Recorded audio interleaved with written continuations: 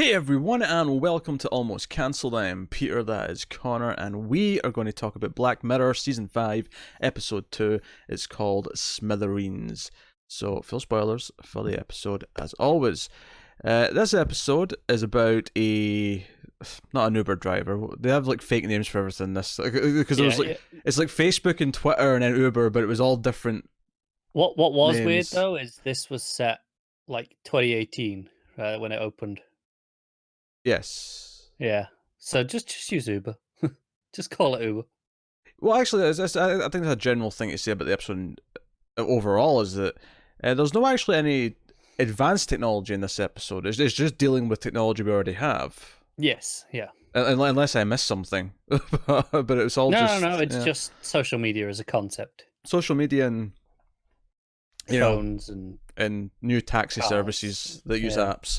I mean, that's basically the gist of it. But so we have Moriarty from Sherlock. Plays a character called Chris.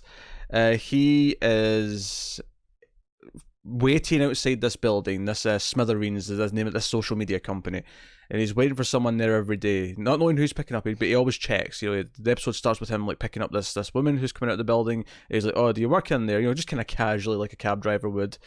And then she's like, "Oh no, I don't work there. I was just visiting. I wish I did. Nice building, nice perks. They've got a gym in there. It's great." There's something to that effect. Just what everyone wants at work. I think you'll find I would rather spend time in a gym when I'm being paid to work than actually do the work. Yes, I suspect that it's to use on their breaks, not instead of doing work. Yeah, all these executives, I'm sure they're not billing their time. I'm sure they're not doing that. Well, the executives might be. Yeah. But I mean, yeah, the rest of them. Yeah. Especially that was his name, Jaden, the intern. Yeah, Jaden. So it's hinted that there's something dark's happened in his past. He's at like a sort of a counselor meeting where they're all talking about their trauma, and it seems to be very very much geared to people who have lost someone. The mother who talks about her daughter committing suicide. It seems to be very much geared towards that kind of thing. And he's got a bit of an encounter with her, and then ultimately the episode is really about him abducting what turns out to just be like a new intern at the company, because he wants to hold him at gunpoint and force him to get in contact with the owner of the entire company. Basically, your Mark Zuckerberg of this Pretty thing. much, yeah. Yeah. And obviously, it becomes this kind of hostage situation where the police are involved. There's kind of like a perimeter around them. We've got police reacting to it. We've got people in the company reacting to it, both in London where it's set, but also in, I think it's San Francisco. San Francisco, yeah. And you've got all this going on, and then the fact that the head honcho is actually away at a retreat and he's not actually around at the company, and it's just about trying to sort of deal with the situation and figure out what he's doing. It's all building up to why does he want to talk to him? What does he have to say? What's this about? You assume it's going to link in with the character's backstory and stuff, but it's usually how these things go. But you're like, okay, so to what extent does he want to speak to him? So yeah, that's the gist of the episode. How did you feel about this one? Mixed. On a surface level, I like it a lot. Like the direction and just the tension and the acting in particular. I think really sells a lot of that. The messaging and the kind of the point of it kind of stumbled a little bit. Too obvious, too early, a bit too kind of clunky, and I just thought the ending kind of didn't really have a good ending. Really, ultimately, it just kind of whimpered out. Okay. I liked it quite a bit. I think kind of what you just said there. It's more for the surface reasons than it's very enjoyable to watch. It's just I don't think it's. I won't remember this as that's a great episode of Black Mirror, but it's a good hour of TV and filmmaking. It's well directed. The actor is good. I think what's his name, Andrew Scott, who plays the lead character. He's particularly good in this. Topher Grace shows up out of nowhere at one point. He plays the Zuckerberg character. It's some inspired casting, though. See, it cut to him and he's got his eyes shut and he's got this beard, and I'm just looking at him like, that looks like Topher Grace. Is that Topher effing Grace? Like, that was like, my first thought. And I love a good, I love a bottle episode, right? Oh, yeah, we do. What was this? It's not really, but it kind of turns into one to an extent. More accurately, it is the hostage crisis episode where once the crisis is in play, we're in this one location, and it's kind of you've got this kind of like bond that forms between him and it's all real time. yeah. Well, it's not really real time, but Well, it kind of mostly is at this point. it's it's murky. It's played mostly real time. There's enough editing where it doesn't feel like real time at all. Like you could argue that it is, but there's no way to really know. Sure. It's just not like. I mean, I'm not saying it has to be like 24, where it's actually got a timer that comes up every 15 minutes, but like real time for me is the idea that you typically have a lot of long takes and you have really simple. Well, it doesn't even have to have long takes, admittedly. But like, just it cuts around so many different things that it's impossible to really get a feel that like time's not moving at any way they want it to.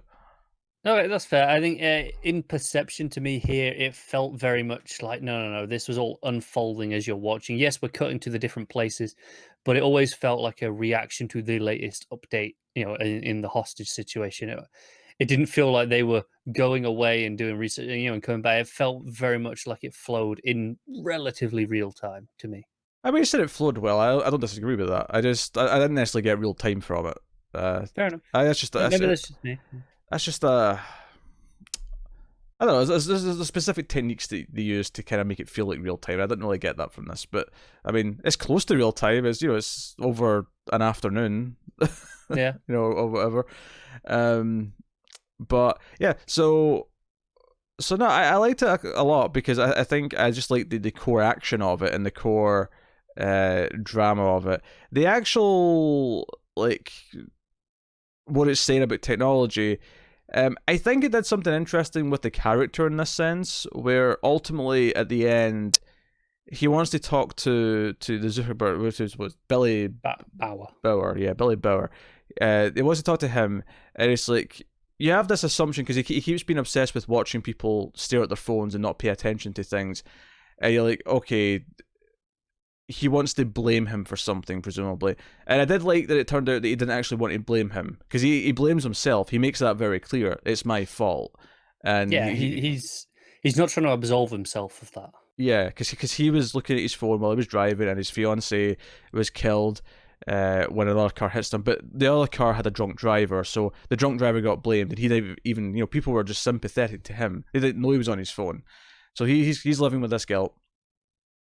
And the message here, like, should social media companies take more responsibility? Because one of the big things that comes up in the phone call is, because again, I liked how it played with the idea that he's like, Bowers like gets a list of responses that he should give him, and immediately Chris is like, no, stop, you're not speaking like a person. Just talk like a human, yeah. And he's like, you know what, yeah, he shuts the laptop, and he's like, no, okay, I'll talk to you. And he kind of admits that, yeah, like it started as this thing, but as time went on, it became like an entity. It became like a thing that everyone was using. All of a sudden, there was like shareholders saying, you've got to keep them interested. There's entire like departments of the company that are just there to update it to make sure dopamine hits are given at the right time. Yeah. And obviously, like, this is like, connecting to Facebook and relating to Facebook. I couldn't help but think of video games here as well as he was talking about this. Okay, I see where you're going. Particularly free-to-play stuff on phones, and the idea of like just making sure you get the reward, just at the right time, so you keep playing. Because if it's too long, you won't want to play anymore. But if it's too short, then they mean nothing. No, I get that. I think this has a lot to say about these sorts of companies. I think if it never gets quite into it. Like, we're talking about all this here. There's a whole thing where the company manages to get all the information on him way quicker than the police or the FBI do. Oh yeah, that's another big scene in the episode, is that they're actually they have at their fingertips access to all this information, because they basically, because they own this essential Facebook, they just go to his Facebook page and search everything he's ever said or done and come up with this profile.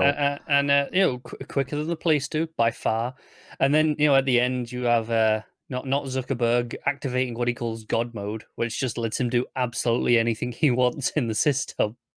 Yeah. But here's the thing: despite all this, I still really like the episode because ultimately, it's just a Black Mirror without much of a I mean, there is a message, but like the message is just kind of fine. It's there. It's okay. But compared to other Black Mirrors, it's not as engaging as the message itself. But as an episode of entertainment, it actually functions really well. That's the key thing. I think as just an episode, an hour of filmmaking, it's very enjoyable. As an episode of Black Mirror, it's maybe a little bit disappointing. Here's the thing, though. I would probably still rank it above most of last season. I'm not quite as hard as you. I think it's kind of on par with most of last season for me. I'd say it's better than Metalhead for sure. I'd say it's better than the one Jodie Foster directed, with the daughter having sex. Remember? Oh yeah, okay. It's better than those two. Better than Crocodile for sure. I don't know about that one. Oh no, Crocodile was. I think Crocodile was the worst one last season. So the fact that you're hesitant there is weird to me. Crocodile was the worst one last season, and then I'd probably say I like this better than Black Museum as well. Yeah, I think it's just High in the DJ and obviously USS Callister that I would put above this one, and I think it's down to filmmaking, it's down to acting, it's down to some really neat character beats. There's a touch because early on in the episode, he's at this meeting and this woman who's a bit older than him, talking about her daughter, kind of starts talking to him afterwards, and it cuts to them having sex, and he doesn't even finish. He just kind of, it's this kind of awkward thing where he's just like, no, it's fine, maybe later. But he sees that she's still very much obsessed, and it kind of sets up the idea that he's also obsessed with whatever's happened to him. We don't know what it is yet. But she's trying 3 passwords to get into this account. It's not the Smithereens. It's this other one. It's basically, I'm assuming this is the Twitter equivalent in this world. Yeah, I'm forgetting the name of it now. Yeah, it was some random name, and she's just because you get 3 attempts at the password, and then it's like 24 hours till you can try again. She's got this big book. She's been writing down passwords, and she's trying every day, and it's so futile because part of me is thinking, yeah, but what if she's one of these people who just gets a random generated like set of numbers and letters? Like, you're screwed. To be fair, that is the minority of people. I said if she's one of these people. No, if, yeah, but I'm just saying, if you're playing the odds, the password probably is something. Here's the thing: I'll use a random set of things. No one on the planet would ever guess my password, no matter how well they know me. Yeah, same. Because I have picked a password system that is words that make some sort of sense, but it's so random that no one would ever guess it. No one, just because they know me well, would ever stumble into words, often with a combination of numbers and characters, depending on what's needed, capitals, etc. But they have no connection to, that's, something I'm a fan of, or basically the trope, wherever it's like someone fills out the password because it's like a loved one or because it's something they care about, it always rings a little bit false for me. To the credit in this episode, though, when we realize what it is, it does actually look very random until we see kind of where it comes from. It's obscure enough that it has personal meaning, but is also a very good password. It's a very good password, and it didn't make me roll my eyes, because even when they sort of showed that it was from something, I was like, you know what, that's so weird that I can buy that she might use that. But she's trying these passwords every night, and it's kind of sad, and it's kind of pathetic, and she's clearly not going to get in there. And what I like at the end of the episode is that when he eventually does get Bauer on the phone, who, by the way, doesn't... everyone else in the company is like, no, you can't do this. The FBI guy is like, no, you can't do this. Like, this is a bad... Look, don't get involved in this. And they're like, what if he asks for $1 million? It's like, I'll just give him the money. I don't care. But he's determined to do it, and he talks to him, and... he's like, because it becomes Chris wanting to commit suicide. Like, he said he's peace now, so now he's ready to commit suicide. And, Bauer's trying to talk him out of it. He says, no, is there anything I can do for you? Anything at all? And what I like here is that he basically says, oh, do you know who runs this other social media thing? Because it's obviously, it's not him. Yeah, and he's like, yeah, I know him. I know Curtis, yeah. I don't know why I remembered Curtis, but I think it was Curtis. Like, yeah, I know Curtis. I would never have got that, but that actually sounds right. Yeah. And so it's a sweet thing, is on its own, and it kind of, because I was wondering how she might factor into the plot in some way later. It's basically him doing one nice thing before he might die. Redemption, yeah. But what I like about that moment is that it's not planned on his part. He just thinks of it there and then, and I really like that. It was kind of like he just sort of realized that he had the power to do this in the moment, and went, "Hey, can you do this?" And he's like, Yeah, I could do that. Yeah, Yeah. it doesn't seem like too much of a stretch. It's like, hey, can you just give us the damn password? Yeah. Which, for the record, I feel like if someone dies, like a next of kin should get their password so they can deal with anything that needs to be dealt Yeah, with. this is what they don't do. They do the just because it's the privacy thing, so they just do the in memoriam. Where like I say, it grays out and it. Well, yeah, but It's I'm not just thinking social media. I'm thinking anything with an account, yeah. especially if money's involved. The money has to go somewhere. Someone has to be able to access it and say. I think it's a bit different when it's like a bank account or something like that. When there's money, I think when it's like. Well, no, I'm thinking banks are because banks have systems because banks, right? Wills. Yeah. I'm thinking like something like PayPal or something that's purely an online entity. Yeah, they just do nothing, do they? Yeah. Well, do you know that? I'm fairly sure they don't do much. I mean, I know even like subscription services can be a bitch to cancel because it's not in their name. Like they can be real, like it's proper complicated. Well, yeah, but I mean, sure, that's easy enough to just like cancel the bank account and say no, like block all charges because the person's dead. I mean, you can't go down that route, yeah. Empty the account out and nothing can charge. Easy peasy. Like, yeah. There's ways around that. I don't think that's super. I mean, okay, it may be complicated to ask them to cancel it, the normal way, but like it seems easy enough to deal with from the bank end. But yeah, just give the next of kin the password, especially in this case where it's like, oh, it might actually have some useful, closing information for a loved one who's trying to see how someone commits. Because the police can get into these accounts if they have warrants or whatever, right? If they have warrants, yeah, but they can only get the warrant if there's they can't do it just for a suicide. They have. Oh no, suspicious. I know they can't do it for a suicide, but I'm saying that for other circumstances they can get into it. So if you can give it to the police for that, I think after someone has died, because here's the thing: what privacy concerns have we got if you're dead? No, I get it. Like, just because you're dead doesn't mean that that maybe there was something that you didn't. Wasn't something you ever wanted anyone to know about, right? And it was just a personal thing for you, and it was on your account with whatever. Yeah, but you're dead. You're gonna know. That's not the point, is it? That's just not really the point. It's why have to ruin someone's essentially ruin the memory of whatever you have of someone by learning things. That's assuming that it's something dark. No. I'm not even saying if it's dark, but it can change a perception, right? And that might ruin memories depending on what it is. It doesn't have to be something dark. I'm saying give it to a loved one who's close, not broadcast it over the news. No, even then, I don't know. I get it. I get not sharing it out. I don't know. I don't get the logic here, but anyway, so what was I going to? Yeah, it was a sweet thing, right? Because it was in the moment, and I liked that it was something he chose to do just there and then, and. Because there's a lot of things that make you endear to the character, no matter how much he's like, taking this guy hostage, no matter how much he's, waving his gun around, it always feels this desperate act for like some sort of reason to him that feels like he has to do it, and it never feels like malicious, in any way. I mean, it could turn out to be malicious when he gets to the phone call. It could have turned out that he wanted to say something that would become malicious to Bauer, but. It could have been, yeah, but it never was. It never was. No, it was. I just want you to know that this happened, and I blame myself for it happening. But you could have done more. Yeah, you could have taken more steps. Like your system, your network. You could have. Yeah, you're not responsible, but you didn't help either. It's an enabler. Yeah. Yeah, at the very least. I mean, I suppose if you wanted to like turn it into like, I mean, obviously this is an extreme comparison, but Bauer's kind of basically a gun dealer, and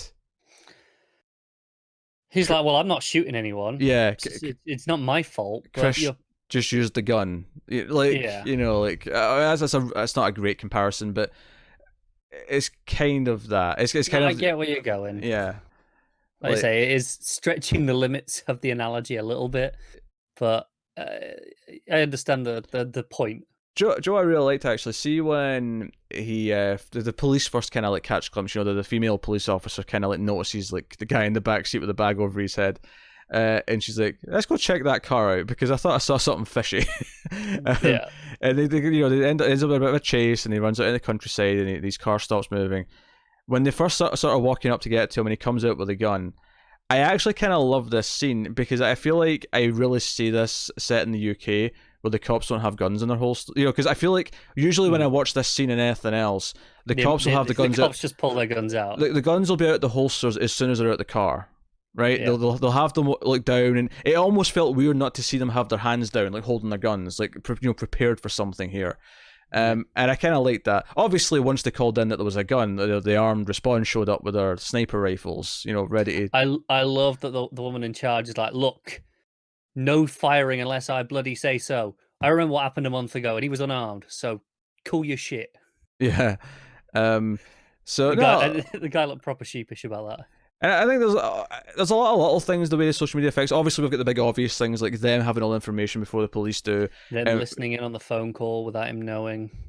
Oh yeah, you've got that. Yeah. But the one I was going to go to is the idea that they almost like cause a catastrophe here because the kids who were kind of, or I say kids, like maybe like 18, 20, but like the two guys in the bikes who end up sort of sticking around and like filming things, they overhear that the gun might not be real. Like one of the cops thinks that the gun is not real. So they spread that around social media, and or I suppose in a way you could argue that it kind of stopped the catastrophe because Chris was able to figure out that they thought the gun wasn't real, so he demonstrated it was. Yeah, because it came about. Obviously, they heard it over the phone line that they'd kind of quote unquote hacked into, open line where they hit because he told Jane, hey, it's not real. It's just because. He's not really a terrible guy, weirdly. Given the situation, he's abducted him, but he's like, look, you're fine. I'm not going to shoot you. You're going to get out safe. Yeah, because at the end he's like, I was never going to hurt you. Like that was never going to happen. Like, and I believe him. Yeah. Because again, the one thing I like about the ending is that it becomes Jaden struggling for the gun, not to escape, but to stop Chris from committing suicide. I actually really like that element of it. Yeah, I did too. I like that part of it. But he's just reassuring him. It's like, hey, look, guns are fake, and obviously they believe him over the line because they think, oh, why would he lie to the guy he's abducted? So they all start moving in, and and he has to just shoot into the air and to prove it's real, and it does. It triggers some tense moments. Obviously there's a shot fired by the police. You get the mirror smash in the Black Mirror moment. Yeah, there's a great when he first abducts him, which he's able to do because his head buried in his phone. It's not until he stops the car that he even notices. Like, wait, where are we? What's going on? He has this great rant. He drops like 4 C-bombs and several F-bombs as he rants about people looking at their phones. He's like, oh, the sky could turn purple and C-bombs wouldn't notice. So I'm censoring it. Yeah, and then he's like, you're just a freaking intern. Like, why are you wearing a suit? You're just an intern. What the hell are you playing at? It's my first week. And honestly, that is the best answer he could give where I went, you know what, I buy it. Yeah. He's trying to impress people. Yeah, no. I buy it. Like, we had a new girl at work just this week whose uniform hadn't arrived. She hadn't even started yet. And we don't get, the uniform doesn't get sent to the house. You come in and, kind of casual clothes. Is it like a polo shirt or something like that? Or? Yeah, just polo shirt, skirt, trousers, whatever it is. I think this new uniform coming in, so they're probably getting all the new ones. But you just come in wearing black on your first day, just relatively casual. She came in wearing a pantsuit. Well, that was the thing. She didn't know that the uniform was there when you got here. She thought it was sent out to your house, and hers hadn't arrived yet. So she came up to work the day before her first shift in very smart clothing. I was like, hey, so I haven't got my uniform yet. Am I all right wearing this tomorrow? And they were like, just here's your uniform. It was a very strange thing for someone to bother making the trip up just for that. Maybe we'll get some bonus points. I don't know. Maybe. delete the initiative. They might do. Yeah. Yeah, could have phoned and said that. I suppose. I mean, you didn't have to They come all the way. could have just phoned like, "Hey, am I alright just to wear something tomorrow?"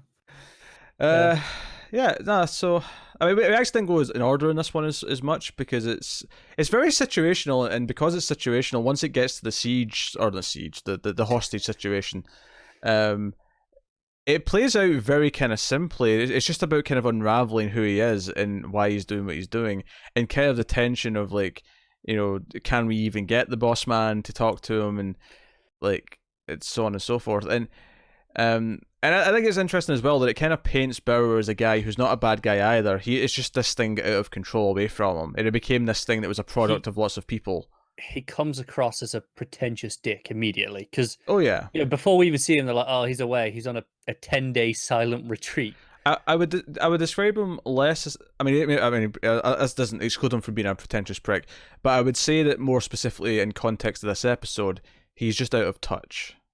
Sure. Right? Yeah. He's out of touch, and he becomes a better person the less he relies on some sort of script, and the more he just becomes a person to talk to him. When he's just talking to him, he seems genuine enough, and even before he's talking to him, he's like, "Hey, I'll just talk to him. I don't care." It doesn't feel like a bravado or a show or anything like that. He genuinely just like, "Yeah, sure, why not?" And he tries to talk him out of committing suicide, and that's again the other thing with Jaden, like try to stop him as well. Is he even says, "Hey, like when I get out there, I'll tell him you never hurt me. Like I'll soften it as much as I possibly can, so you don't get whatever max sentence." Like I like the idea that everyone else around him is trying to help him. All than the police obviously who aren't aware of exactly what's going on. Who are doing their job. Who are just doing their job. And obviously it's left, we hear the shot being taken during the closing credits. But like, I mean, they missed a lot throughout the episode. There's a few shots they take where they don't quite get them. So I mean, it's not. They did, but alternatively, this could have gone and hit both of them. It could have done, yeah. Because it was happening during the scuffle of them, of Jaden trying to get the gun away from him. Yeah. And it gives it this bittersweet thing. So, I think if you compare it to other Black Mirror episodes, it maybe is kind of weirdly not as, I don't know, science fiction-y and as allegorical. It really reminds me in terms of the amount of technology. It's the same kind of level as the first episode, right? The very first episode, National Anthem. Yeah, where again, that was all kind of about, in a way, social media and that disconnect that people have, right? And there was no future tech there. It was just that. Yeah, that was about the anonymity of the internet, and this is more about being caught up in social media. But it's two aspects of the same technology. I think. If the last episode was like a spiritual amalgamation of Junipero and maybe USS Callister, then this one is very much a spiritual successor to National Anthem, perhaps. But again, it's tackling a very different set of characters, even though it's using social media again. It's different characters. It's a completely different angle on the social media as well, in its usage, because this is about being addicted to it and always on it, whereas before it was about the anonymity. It's very different. And there was me thinking early on in the episode it was going to be about the plight of the modern day cab driver, where the passenger never wants to make small talk because all they want to do is borrow their head in their phone. Oh, that sounds like bliss. Yeah, I'm going to be honest. Like, cab drivers, don't try and make small talk with me. I want to just check my Twitter. Same goes to barbers. Shut up. Just cut my damn hair. I don't want to make small talk with strangers.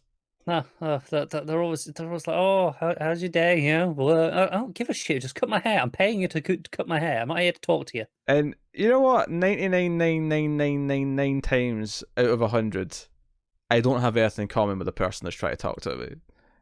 They'll try and talk to me about sport. They'll try and talk to me, and then it'll become just the weather, and I'm like, "Shut up." I'm perfectly content sitting in silence. Because I usually have earphones in, and then they'll say something, and I'm like, what was that? Sorry, and I need. Ah, no. Oh dear. We're such antisocial bastards. Oh dear. Yeah. So I'm actually quite positive on that. I really enjoyed watching it. Like that's the thing. I am perfectly content with this being one of the episodes because I just had a good time watching it. I'm not Yeah, no, I didn't. Obviously, as I said, I enjoyed watching it. I think the ending is a bit lackluster. With I don't think the ambiguity really works on this one for me. Um, it felt a bit kind of. I think the extra shot is where it ruins. The first shot where they take it and they miss, and then she says fire again. I think if it had ended there, I'd have been okay. Because it would have just it's still open, but the fact that okay, the shot was fired, we heard that, and then it cuts. There's almost an implication that Mm. so I don't know that didn't really just sit for me, and but it was a very enjoyable piece of entertainment. Just It's funny I feel actually. 'Cause like I will say that I do think the cut around to the reaction shots during the credits weren't really that needed. And it's funny how the weakest part of both the first and the second episode for me of both being these bit in the end credits where it's cutting around showing you this stuff. yeah, I'm I, like, I liked in the first one a I lot more. like Like this. what was that here at the end, where everyone's phone's going off and they're all looking at their phone Yeah, like they're reacting to. I well, because I thought it was going to go one step. Because what I thought was happening when they were all looking at their phones is I thought there was going to be a final reveal that the was it Smithereens has been updated to change things because Bauer's taken steps because of what's happened. Yeah, maybe. But there's even a bit where Bauer gets a message on his laptop and he just looks at it, right? That's Mm, one of the reactions. So I don't know. This didn't really land for me at the end, which was disappointing. yeah. And my only other complaint really is it just didn't dive into enough of the themes that it was playing with the social media companies, with all the information they've got, and listening on the phones. It never really went anywhere with that in a more compelling way. Yeah, yeah, it didn't. I can't really argue that, but ultimately, I don't care that It was much. enjoyable. No, I agree. So these complaints kind of come off as seeming a bit petty. Yeah, you had to start off by being negative. Though. You could have said what you liked first. Back at the start of the review, you had to dump in. Well, here's what's wrong with it first. No, no, that's not true. I started off by saying it was very enjoyable, but I had these problems. Yeah, you said like 4 words and then went into negativity. Hey, I started with it was enjoyable. Go back. That was the first things I said. It's not enough. It sounds like a platitude when you just say it that quickly and then go, but here's everything I hated. I didn't. I don't think I ever said hated. It's the tone. It's all in the tone. I don't think it is. How many people started watching the video and then turned it off because oh, this guy's a negative prick. I'm just going to leave. Probably none. They appreciate some balance. They haven't been balanced yet because you were the first person to talk. That said, the internet does not seem particularly kind about this season of Black Mirror. A lot of people aren't enjoying it. So maybe my negativity will have at the start will have Yeah, kept that's some true. people around. Yeah, people don't seem people. I don't get why people don't like the last episode, especially. I really liked the last episode. Yeah, I think the first one is a much better episode than this. Even though this is enjoyable. Yeah, no, I still think it was a solid episode. It just wasn't as Black Mirror-y as other Black Mirrors, I suppose. Yeah. But no, I thought the acting was great. I thought the tension was really good, and when it did dive into social media stuff, the points it was making were solid. Yeah, I just wish there was more of that stuff. Honestly, but I did like the stuff that was there. And well, I don't really care for the stuff that happens during the credits. Like ultimately, it doesn't really matter that much because the climax of the story is him getting his phone call, making his peace, and trying to commit suicide. Yeah. So, for me, on that level, it works. So, that is episode 2 of Black Mirror season 5. Smithereens, let us know what you thought of this one in the comments below. You can like and subscribe, all that stuff. You can get us on the Twitters at mailed_fuzz for channel updates. If you want to support the show, you can head over to patreon.com/mailfuzztv, where you can support us for as little as $1 per month. And you can get bonuses, exclusives, some early stuff, all that kind of thing, and keep all the reviews coming. As for other stuff that we're doing right now, we just started reviewing Handmaid's Tale Season 3, so maybe have a look at that. Coming up soon from Netflix is Dark, so if you're on the Netflix audio feed, that'll be the next thing from Netflix, and then after that, Stranger Things. Yeah. So. Just thought to, as this is Black Mirror and Charlie Brooker is a big gamer. E3 is coming up this weekend, and we'll be covering a lot of that. So if you're interested, there'll be coverage for all that stuff there. So yeah, that is us. So thank you once again for watching and listening. We always appreciate it. Keep watching TV, guys. Have you got any vanilla?